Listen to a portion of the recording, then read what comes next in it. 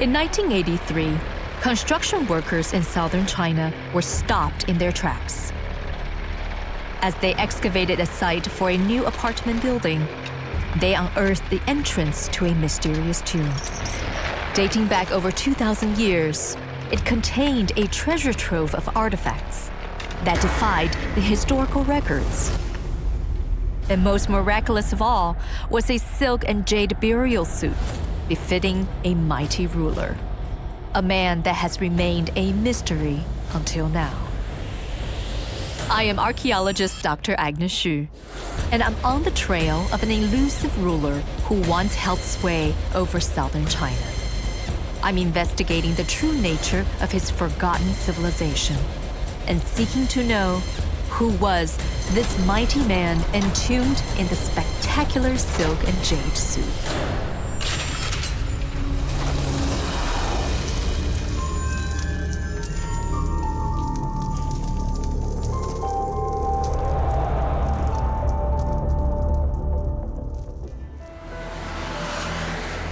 广州 is one of China's most dynamic cities. It's an important trading port and the economic powerhouse of southern China.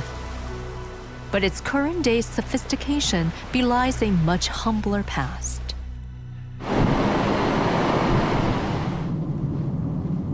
For thousands of years, this region in the far southern part of China has always been known for its cuisine, its beautiful mountains, its beautiful rivers, and its proximity to the ocean. But it was never known as a land of civilization. China didn't exist as we know it in 206 BC. In the north, the fall of the Qing Empire saw Liu Bang establishing the Han Empire with its capital at Chang'an. The Han believed the mountainous region far to their south was home to primitive cultures dominated by savage barbarians. But in 1983, an archaeological discovery shattered our perception of this southern region. At a museum 40 kilometers outside Guangzhou City, I'm meeting archaeologist Professor Huang. 30 years ago, he was a young graduate who was sent to investigate what appeared to be an ancient tomb.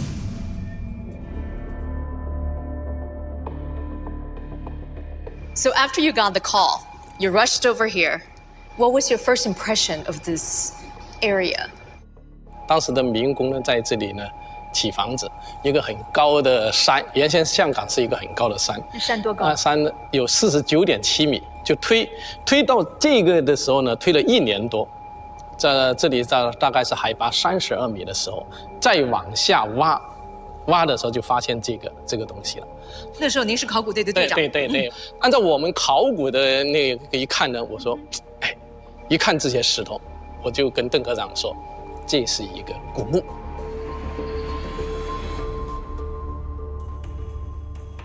广州的古墓啊，我挖了好多当时，但是一般不算是太大，2米多宽，3-4米长。那个墓边一挖，整个人愣在那里，哎呀，怎么那么大？是您那时候还不知道时代是什么？在这个墓发掘以前，广州发现用石头来砌墓是明朝。Burials in the far south of China were traditionally simple in-ground affairs. But this massive tomb measured just over 10 meters in length and 12 meters in width. To find a tomb of this size buried in a hill was an indication of something extraordinary. As Professor Huang was lowered through the roof of the tomb, he became the first man to enter this mysterious space in 2 millennia.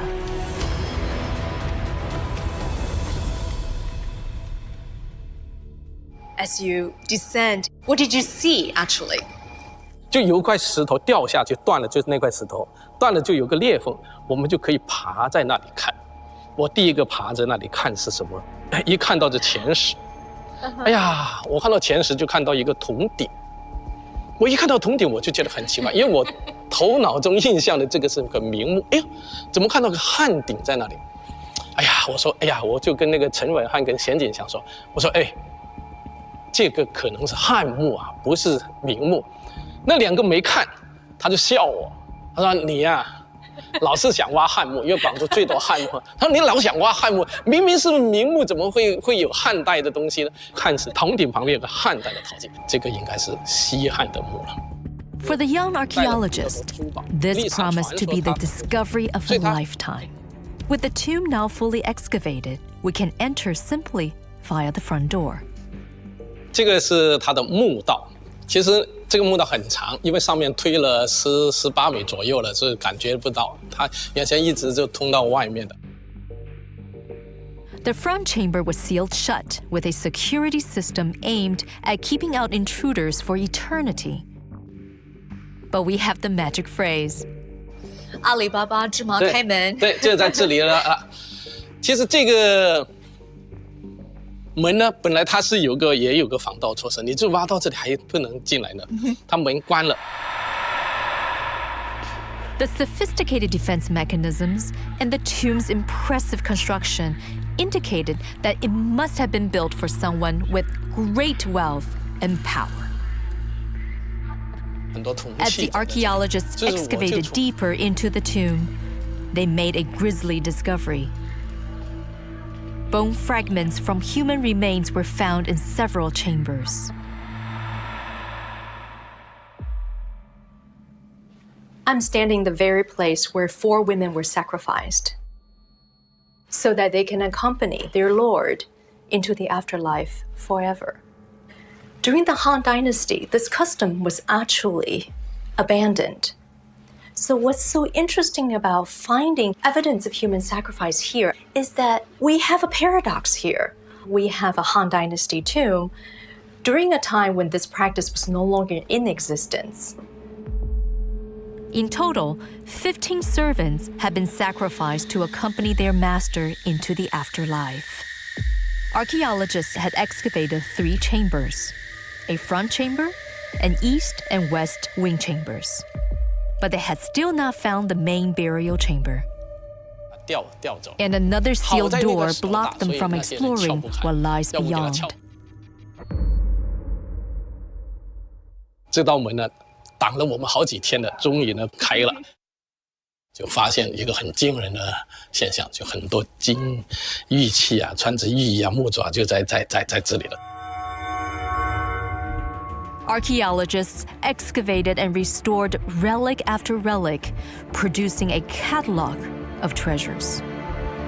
And the most spectacular discovery of all was this Jade and Silk burial suit. In the past, only the highest-ranking members of the Han Dynasty were entitled to such exquisite burial suits. So who is this Han noble buried so far south? A jade seal was discovered with the burial suit. It finally identified the owner of the tomb. The name inscribed on the seal was Zhao Mo.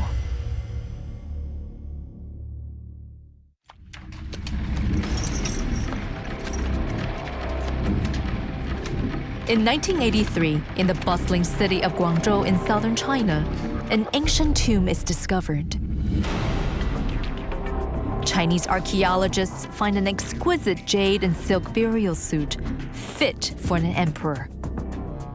The man who owns this tomb is someone named Zhao Mo.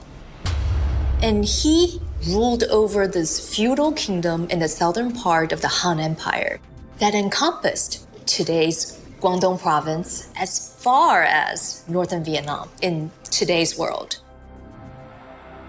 The records tell us that this was a barbarian kingdom and that they were not advanced on one hand. But on the other hand, we have this discovery of treasures that seem to indicate this was an advanced, sophisticated culture far away from the Han Empire.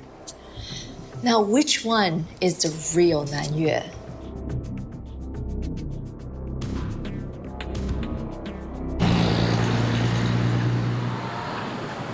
Antiquities expert Professor Chen surprisingly says The sophistication of the Nanyue Kingdom can be found in, of all places, the bowels of a downtown shopping mall.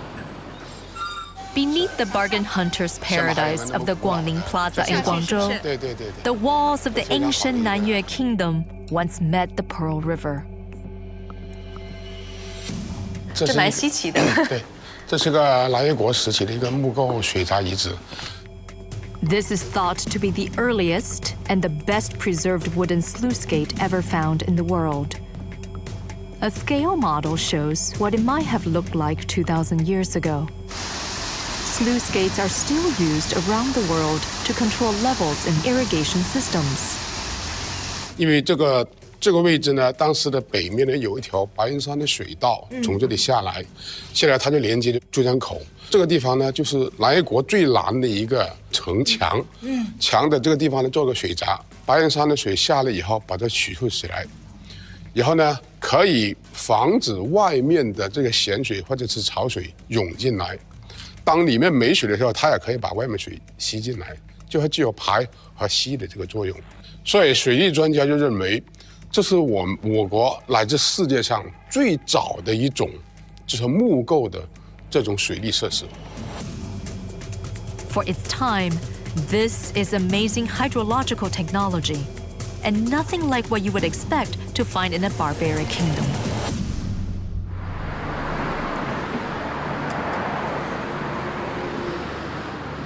Back at the Museum of the Mausoleum of the Nanyue King, I am ready to explore deeper into the tomb. Beyond the first three chambers were the main coffin chamber, east and west wing chambers, and a back storage room. More than 1,000 artifacts were found inside. And with the help of museum director Wu, I will be taking a closer look at some of the jade, bronze, gold, and earthenware objects. These would have cost Zhao Mo a fortune. But what do they reveal about their owner and his supposedly primitive kingdom?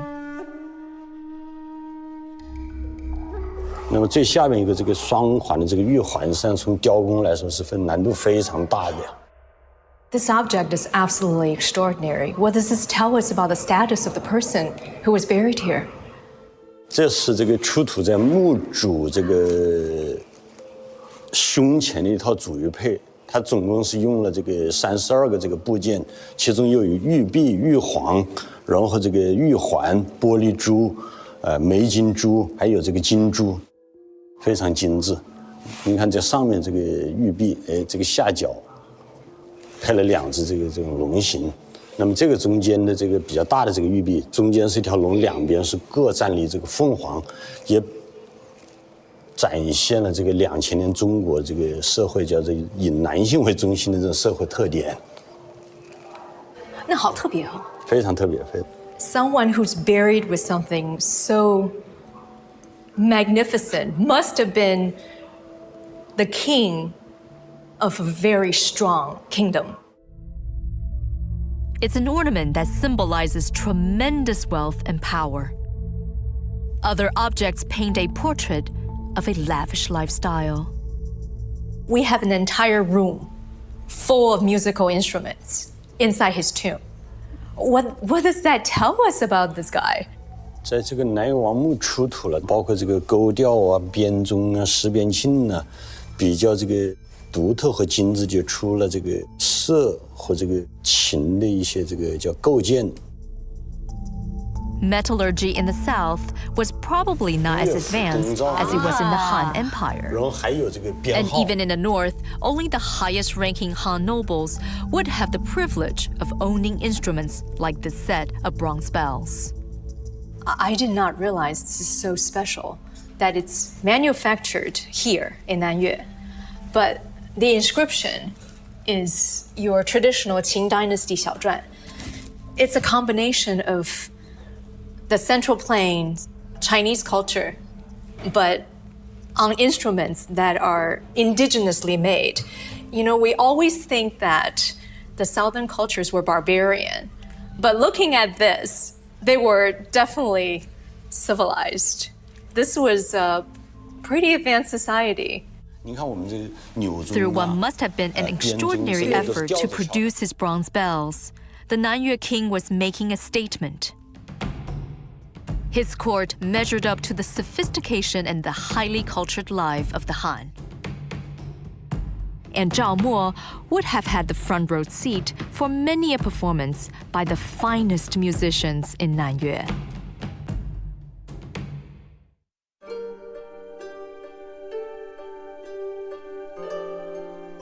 But while the Han spurned human sacrifice, Zhao Mo continued the ancient tradition, as well as taking the lives of concubines and servants. At least one of his favorite musicians was forced to follow him into the grave. 在南岳王墓，它有个叫东耳室的地方，里边出土了成批的这种乐器，而且在里边还殉葬了一位这个年轻的这个乐师，表明了这个南越王对乐器的这个钟爱。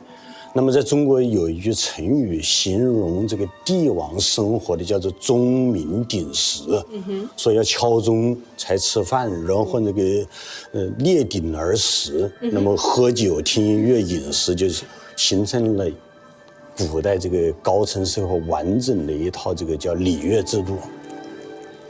Definitely fit for a king. He enjoyed tremendous pleasure in his life and in the afterlife.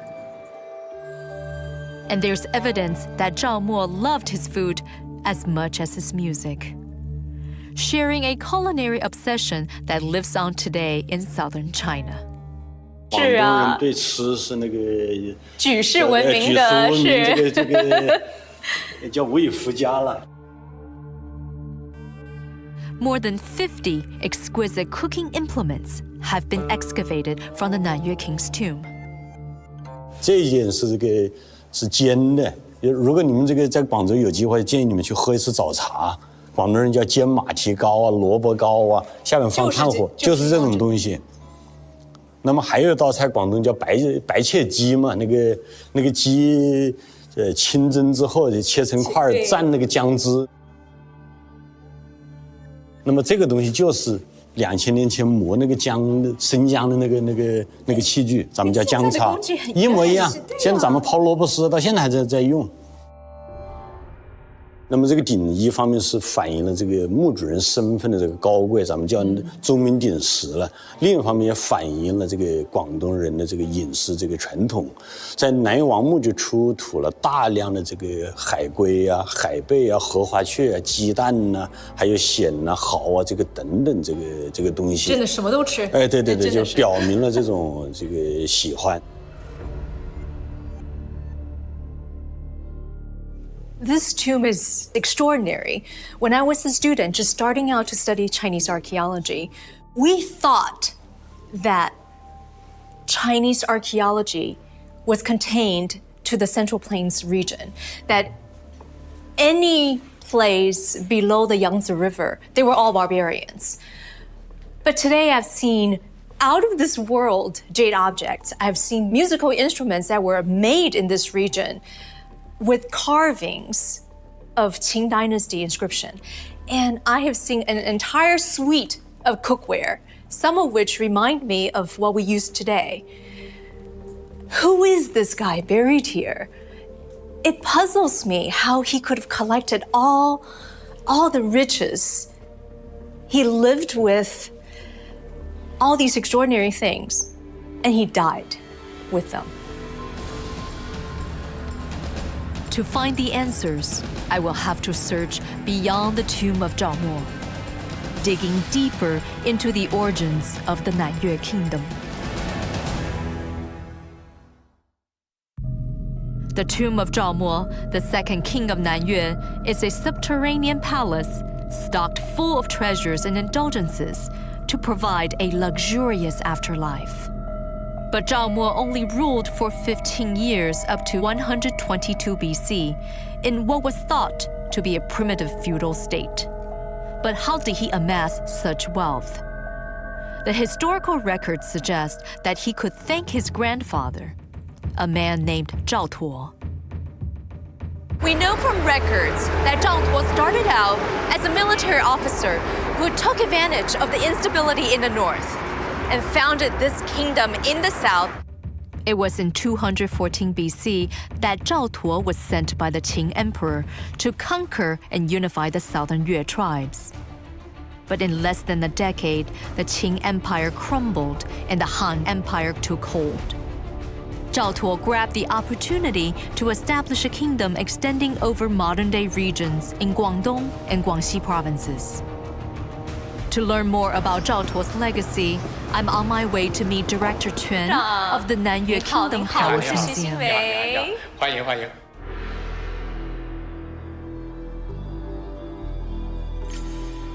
In 1995, 12 years after Zhao Mo's tomb was discovered, archaeologists found Zhao Tuo's palace ruins. This is one of the largest palace sites ever excavated in China, spanning some 3,900 square meters.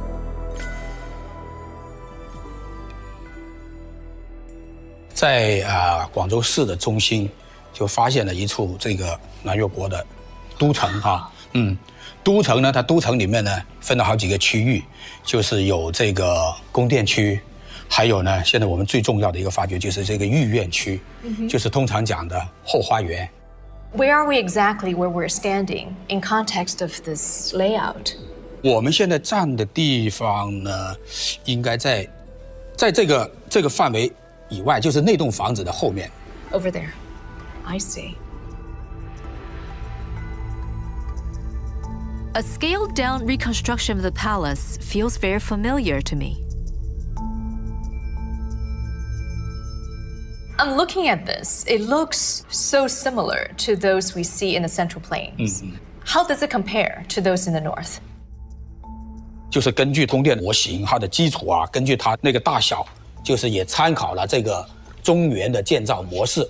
因为我们从它的基础能看到，从它的那个建筑构建各种材料能看到，它完全是按照中原的这种高台建筑、这种梁架这个土木结构来建的一栋房子。所以呢，整个南越的宫殿从它的布局，从它的宫殿的形制，用的材料都是来自于中原的。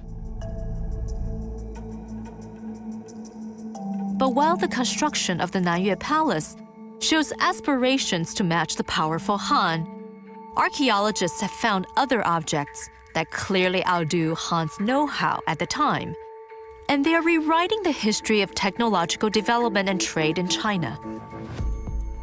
这个呢，虽然说文献上是在到了这个东晋的时候，就说这个南方滨海地区的人就通过这个跟这个东南亚那些国家学制造这种玻璃器，但是我们现在从考古出土发掘出来的这些文物，那么实际上早在好几百年前就有这种材料进来。我们发现这种材料的时候呢，国内当时还有很多专家都不敢相信，来得太突然了，这肯定不是自己这边自己发明、自己创造的。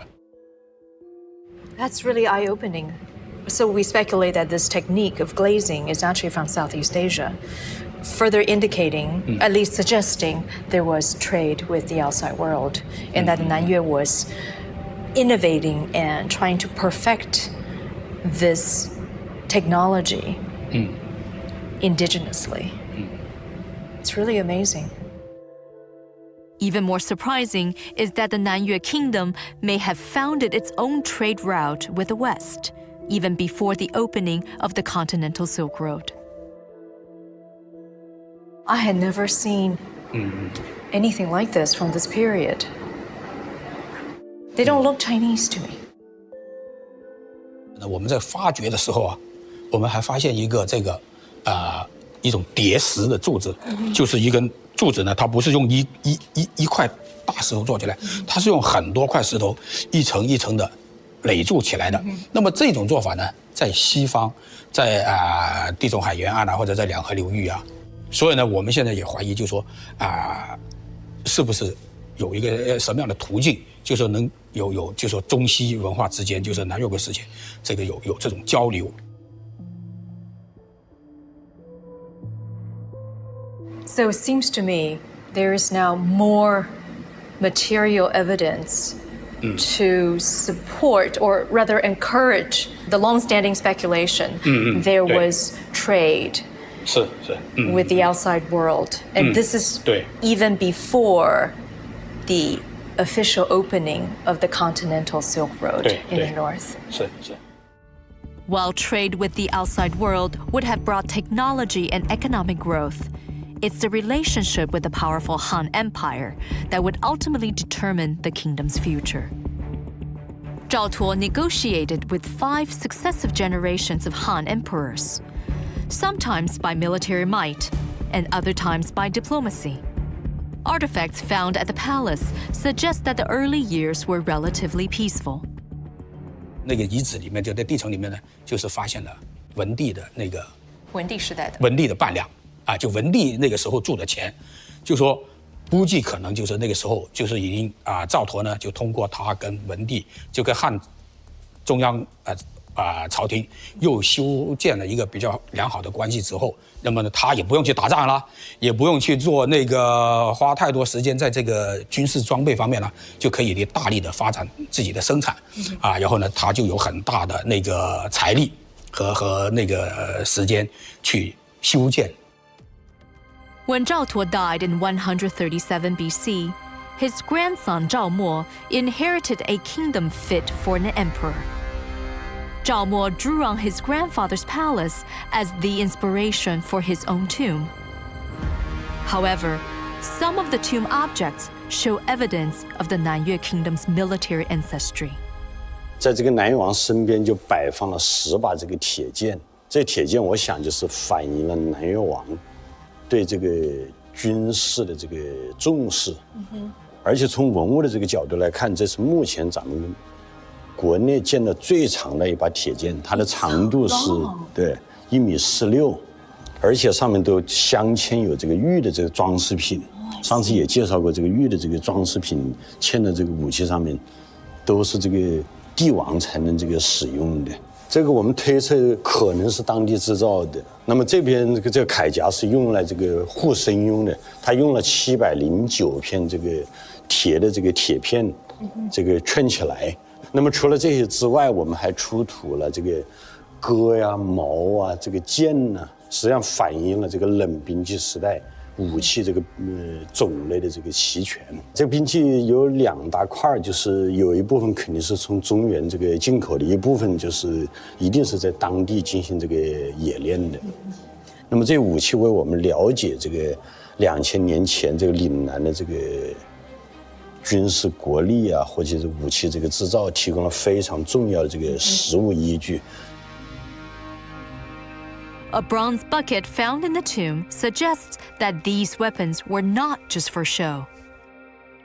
盛酒的、装酒的，但9个提桶这个是很典型的南越的铜器。那这个提桶是9个里面唯一一件有传闻的，传闻啊，中间那是一个传闻，它呢就是那个表现的就是南越人啊，去经过一场海战以后，抓了一些俘虏凯旋回来的情况了。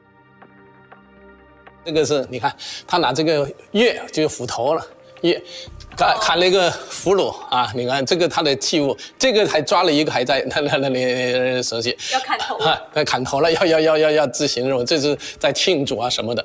那个史书记载，我们南越的人啊，南越就是这边的善州，就是说胡人善马，就是北方的民族骑马很厉害。那我们这边南方的南越族呢，善州就是说，因为我们濒临南海嘛，所以呢，他就是说呢，开拓海疆。这是非常非常厉害的，而且呢，你看这个船反映当时南越国的船已经是非常先进了，所以呢，在我们南越王墓里面也出土一些跟海上丝绸之路有关的一些文物，就是这个。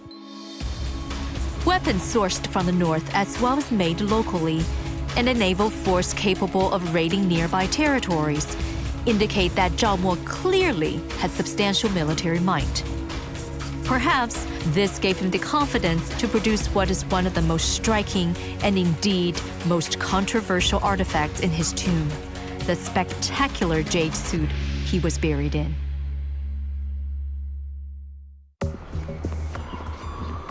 The discovery of a 2,000-year-old tomb in Guangzhou unearthed treasures that have opened a window into ancient China. The most exquisite object of all reveals the Nanyue king's greatest ambition, the quest for immortality.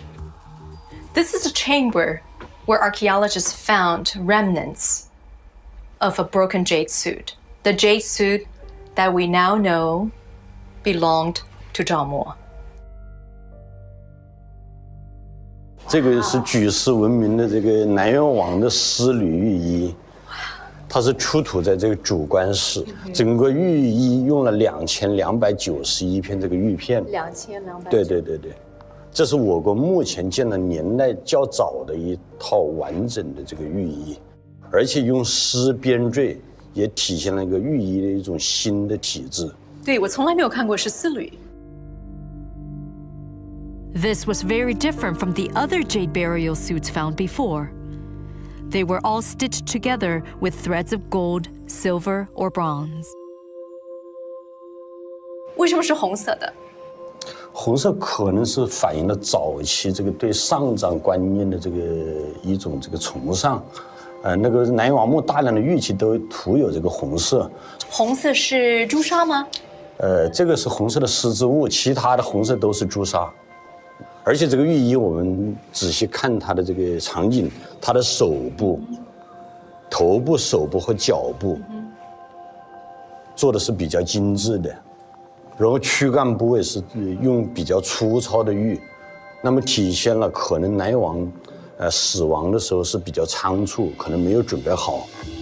What's most surprising is that this jade burial suit was ever made for Zhao Mo. Jade suits were a privilege accorded only to the ruling elite of the Han Dynasty in the Central Plains.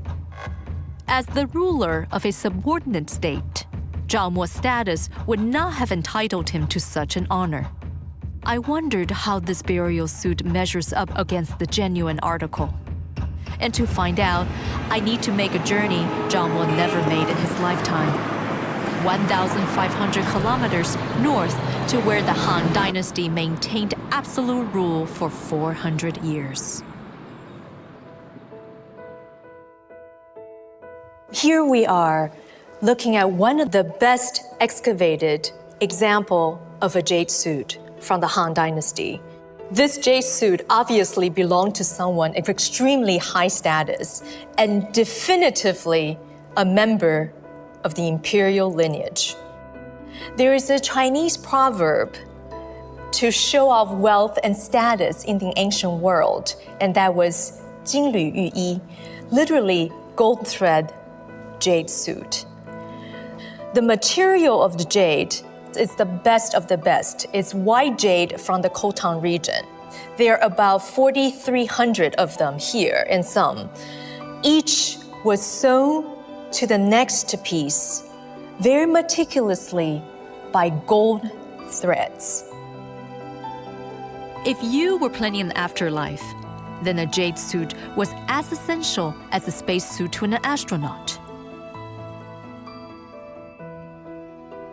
Being buried inside a jade suit is like being buried inside an armor, so that in the afterlife, the person inside would not face physical deterioration, decay, but more importantly, that his spirit will live on in immortality.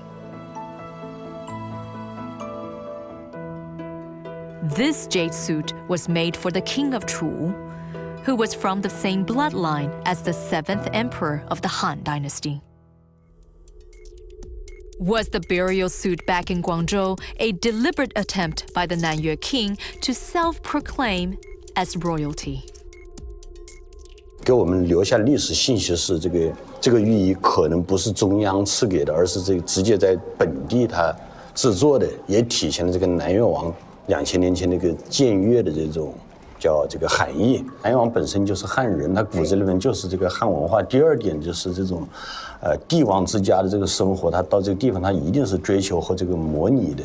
所以这些地方王称王之后，这个人称帝之后，就想模仿。是，中原的这个咱们叫礼制了。对。是。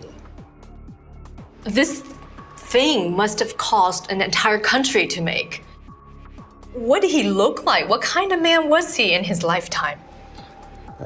是的，就是这个从这考古出土看，我们判断这南越王的身高大概1.7米左右。Oh, he was tall. 那么对，经过这个年龄鉴定，大概是43岁左右。那么我们结合史书和这个南越王墓出土的文物看，这个人，27岁左右继承这个王位，一生体弱多病，同时他缺少了他爷爷那种叫雄心和这个胆略。He died at age 43. His grandfather lived until 101. What happened? A clue can be found in what may be a personal pharmacy that was discovered in Jaume's tomb.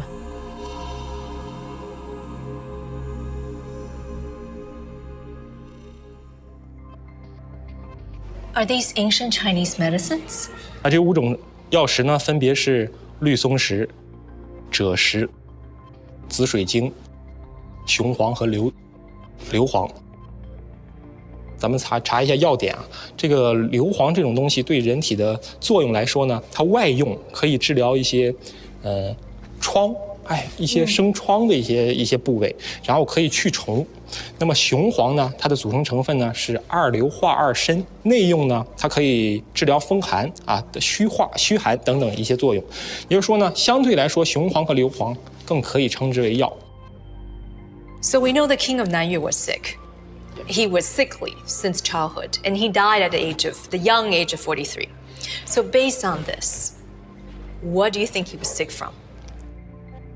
身体寒性偏重于偏凉，你知道在中医里边讲凉寒，那所以呢有雄黄和硫磺这种偏向热的一些药石来补充他的身体。那我觉得呢，他应该得的是风寒之症。But modern medicine has revealed that a cup of Jaume's cold and flu remedies may have done more harm than good. 在1927 In 年 fact, 的时候， they may have been lethal. 一个就是雄黄，刚才说的雄黄，雄黄是2硫化2砷，砷元素是剧毒的，2硫化2砷还好一点，如果变成砷的氧化物3氧化2砷，大家都知道就是砒霜，是剧毒。So what does it mean? 所以说，是不是首先它虚寒 ，OK， 服用这种所谓的阳性的药物阳热的药物，但是呢过量服用，使得砷的重金属的含量过多了，所以终于一命呜呼。这一点或许是我们的一个推测，当然肯定没有任何人能够下这个定论，但是是有这个可能的。Historical records reveal that throughout his entire reign, Jaume used his poor health as an excuse to avoid a long and arduous journey to pay homage to the Han. Instead, as a show of his loyalty, he sent his son Zhao Yingqi. Tensions were obviously high as Zhao Yingqi was kept hostage by the Han court. But the Han surely would have invaded if they had learned of one of the smallest artifacts found in Jaume's tomb.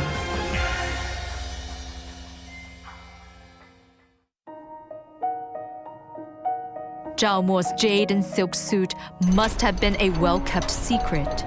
For if it was known he was assuming the status of an emperor, it would have incurred the wrath of the powerful Han dynasty. And there was one tiny item found in Jaume's tomb that, had it been known to the Han, would have guaranteed Nanyuan's annihilation. 我无话可说，真的是。这枚金印它出土在这个南越王的这个胸腰部位，那么这也是咱们国家目前见到的最早的一枚用龙做印钮的这个金印，它边长是3.1厘米。这条龙今天看来是非常这个成熟，它是 S 型的，然后有牛的鼻子，这个蛇的这个身子，然后这个鹰的这个爪子。真的是非常漂亮，无法想象的。是，绝对是那个这国宝了。蛮重的。对，黄金含量是98.6%，印文上非常规整的写着"文帝行喜"4个字的这个小篆体的这个印文，这种印章，据我们推测，它主要是这个南越王用来在国内发布这个行政命令用的，反映了就是这个南越国独立一方的这个南越国，咱们叫僭越称帝的一个活的这个物证。司马迁在他的《史记》里边曾经记载，这个南越王对外称王，对内僭越称帝。We learn from the ancient records, when he was under attack by a neighboring state, Zhao Mo repledged his loyalty to the Han Empire. And as a result, for support, he ended up ruling as a feudal lord for another 15 years, until he died in the year 122 BCE. After that, his son, who he actually had sent to the Han court as a hostage for many years, returned to Nanyue and ruled for another 10 years. Then the great conquering emperor Han Wudi swept through the south and put an end to the Nanyue kingdom. So what is the true legacy of the kings of Nanyue? History books recorded that they ruled over a land of barbarians. But in my journey, I have discovered that this was a robust civilization that made technological advances. They built city walls, they built palaces that rivaled those in the Central Plains region. They were trading with the outside world as well as with the Central Plains cultures. They were a group of people that were using indigenous materials, yet adopting outside technology to create a culture, a technology that was completely their own. This was what was so beautiful and unexpected in our journey, in our learning about the ancient Nanyue kingdom. After 2,000 years, the secrets of the tomb of the Jade suit have been revealed. But one mystery still remains. 这个呢是第2代的南越王墓，但是那个埋藏更多最吸引人的是赵佗，他的墓非常大，史书记载就陪葬了很多东西。南越族何足葬着？